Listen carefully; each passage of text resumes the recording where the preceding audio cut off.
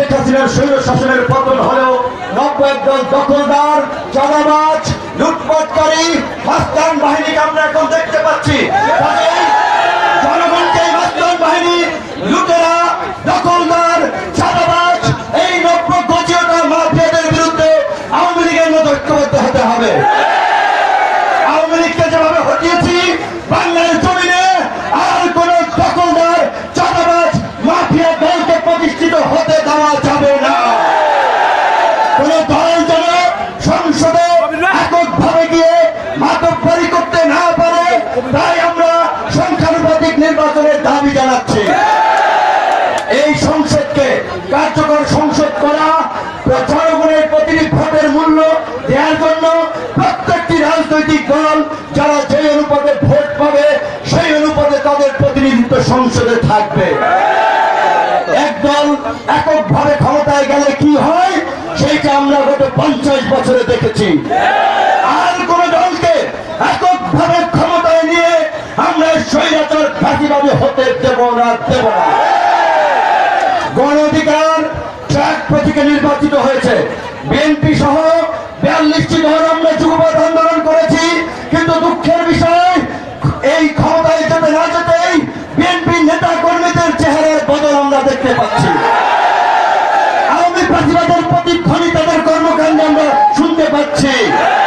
কাজী পরিষ্কার কথা, বিএনপি যদি এটা উপলব্ধি করে যারা আন্দোলন করেছে বিগত 1.5 দশক রক্ত দিয়েছে তাদের নিয়ে জাতীয় সরকার করবে, তাদের মূল্যায়ন করবে, তবেই বিএনপির সাথে জোট হবে, বিএনপির সাথে রাজনৈতিক সমঝোতা হবে।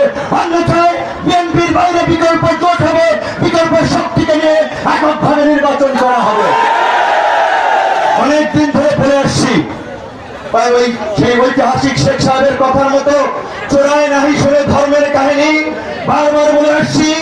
আওয়ামী দখলদার চাঁদাবাজদের হটিয়েছি, পত্রিকা অফিস দখল হয়ে যাচ্ছে, গার্মেন্টস মিল ফ্যাক্টরি দখল হয়ে যাচ্ছে, ব্যবসা প্রতিষ্ঠান দখল হয়ে যাচ্ছে, মানুষের ঘের দখল হয়ে যাচ্ছে, চর দখল হয়ে যাচ্ছে। এই দখলদারির জন্য ছাত্র জনতা জীবন দেয় নাই, কিন্তু ওই যে চোরায় নাই শুনে ধর্মের কাহিনী যারা এগুলো করছে তাদের কানে যাচ্ছে না।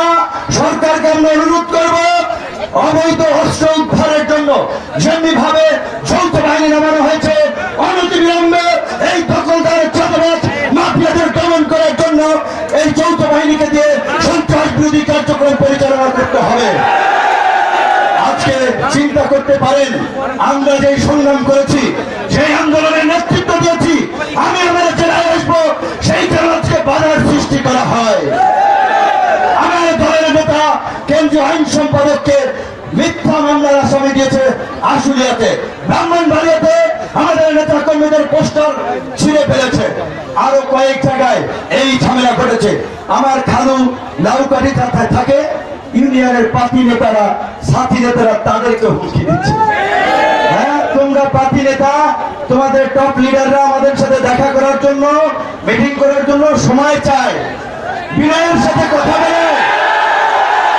আর ইউনিয়ন, উপজেলা পর্যায়ের, জেলা পর্যায়ের পার্টি নেতা, সাথী নেতা সেই সেফাতুল্লাহর মতো বললে যুদালিক, মুজালিক সেই রকম টাইপের নেতা যারা আজকে তাদের আজকে পাটনা গজিয়েছে, পাটনা ভেঙে যাবে, পরিষ্কার ভাবে বলে দিচ্ছি।